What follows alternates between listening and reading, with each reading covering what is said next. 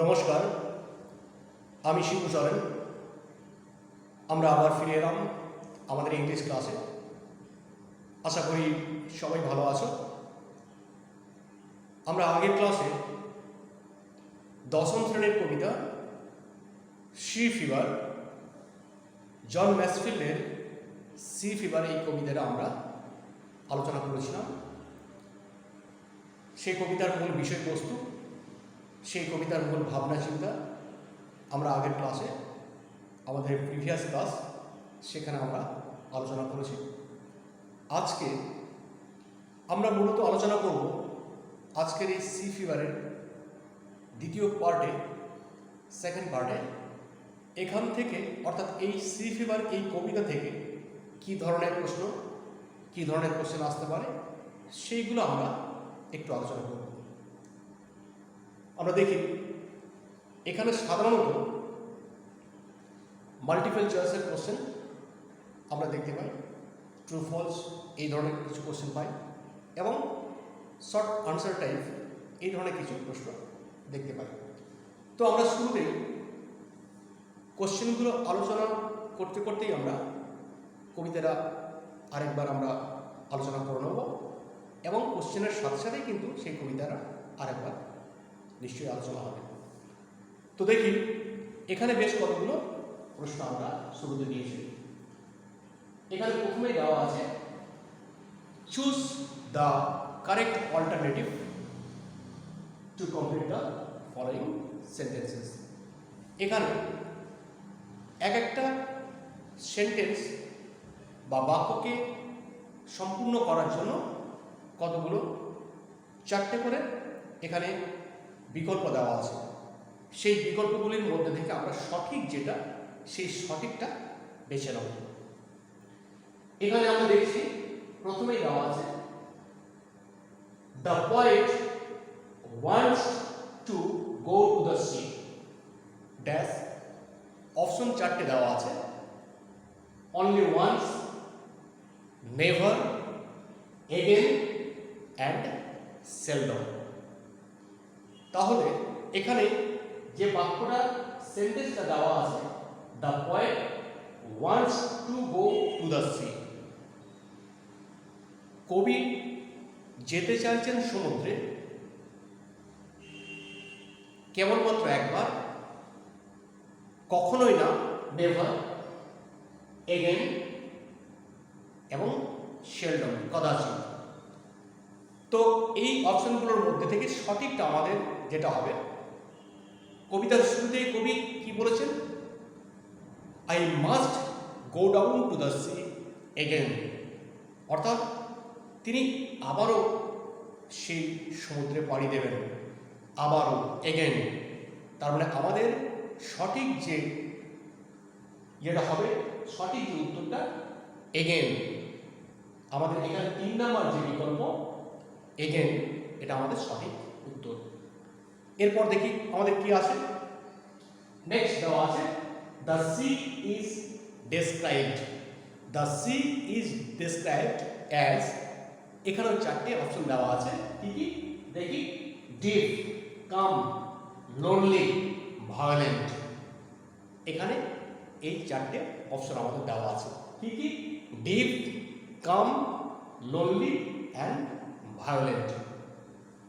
কীরকম সমুদ্রকে বর্ণনা করেছেন কবি, আবার আমরা সেই কবিতার প্রথম লাইনে যাই, I must go down to the sea, to the lonely seas and the sky. তাহলে ওখানে আমরা পেয়েছি টু দ্য লোনলি সিজ। তাহলে আমার কোনটা সঠিক হবে, তা এই বিকল্পগুলোর মধ্যে lonely, the sea is described as lonely, এটা আমার সঠিক উত্তর।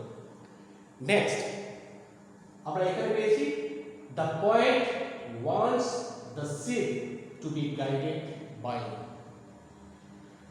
এখানে অপশন আছে সান, স্টার, মুন, উইন্ড।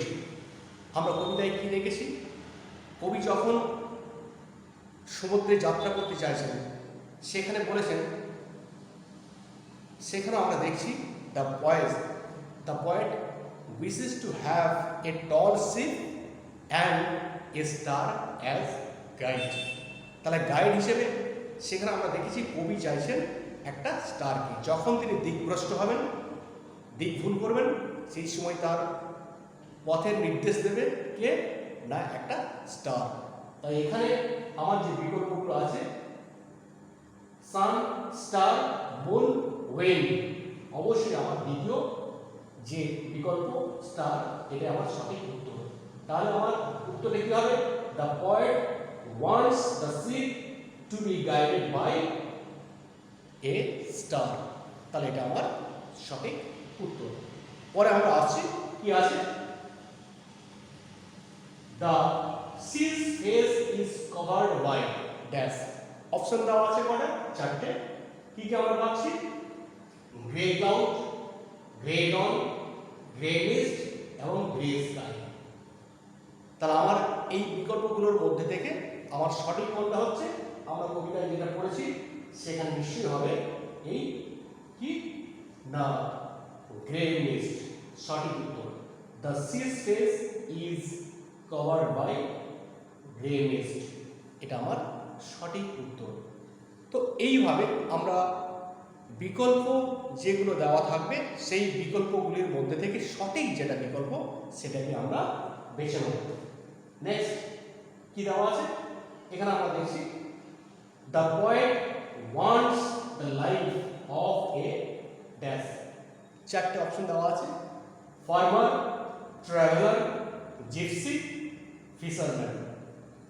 আমরা দেখেছিলাম কবিতায় কবি যখন তার চরম তীব্র বাসনা ব্যক্ত করছেন সমুদ্রে পাড়ি দেওয়ার জন্য একটা টল শিপ নিয়ে এবং আকাশের স্টারকে গাইড হিসেবে নিয়ে, একটা ঝড়ের দিনে যখন তিনি জার্নি শুরু করবেন এবং আমরা লাস্ট যে থার্ড স্ট্যান্ডে যেটা আছে সেখানে আমরা দেখছি কবি বলছেন I must go down to the seas to the vagrant gypsy life. অর্থাৎ সেখানে দেখছি কবি সেখানে মেনশন করেছেন যে আমি ভ্যাগ্রান্ট জিপসিদের যে লাইফ সেই জিপসি লাইফে আমি যেতে চাই। তাই আমার এই যে অপশন দ্য কি না the poet wants the life of a gypsy, এই 3 নাম্বার অপশনটা আমার কিন্তু এখানে সঠিক উত্তর হবে।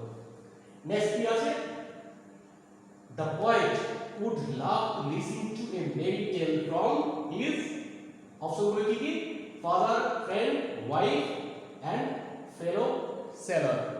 তাহলে এই চারটির মধ্যে থেকে তিনি যে দ্য পয়েট কি করছেন, he would love to listen to a merry tale from his কি ফেলো রোভার বা ফেলো সেলার।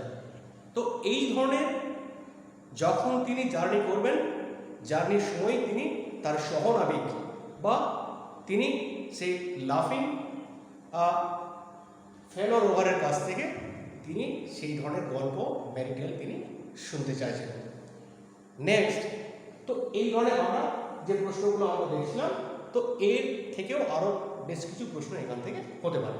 এরপর আমরা জানি যথারীতি ট্রু ফলস এখান থেকে প্রশ্ন করা যায় এবং সেখানে ট্রু ফলস যখন উত্তর দেবে তোমরা অবশ্যই সেগুলোর সাথে স্টেটমেন্ট অর্থাৎ সাপোর্টিং সেন্টেন্স অবশ্যই তোমরা সেখানে দেবে। এরপর আমরা একটা সেন্টেন্স বা দুটো সেন্টেন্সে যে ধরনের প্রশ্ন হয় সেখানে আমরা দেখছি কী কী প্রশ্ন আছে, বেশ কতগুলো সেন্টেন্স এখানে নিয়ে এসেছি, একটু আলোচনা করছি। এখানে দেওয়া আছে during what time of the day does the poet wish to go to the seas. During what time of the day does the poet wish to go to the sea. তিনি কোন সময়ে তিনি সমুদ্রে পাড়ি দিতে চাইছেন। During what time of the day does the poet wish to go down to the seas, কখন যেতে চাইছেন। আমরা জানি the poet wishes to go down to the sea at the breaking of dawn, অর্থাৎ উষা লগ্নে দিনের শুরুতে ভোরের আলো যখন ফুটবে সেই সময় তিনি সমুদ্রে পাড়ি দিতে চাইছেন। তাহলে নেক্সট কোশ্চেন কি আছে, what kind off day does the poet prefer for selling. সমুদ্রে পাড়ি দেওয়ার জন্য কি ধরনের দিন তিনি চাইছেন, কি টাইপের ডে তিনি চাইছেন। আমরা সেখানে পেয়েছি Windy day. The poet the poet prefers A Windy day for selling. তাহলে তিনি সি ভয়েজ বা সমুদ্রে পাড়ি দেওয়ার জন্য, সেখানে যাত্রা শুরু করার জন্য একটা উইন্ডি ডে চাইছেন।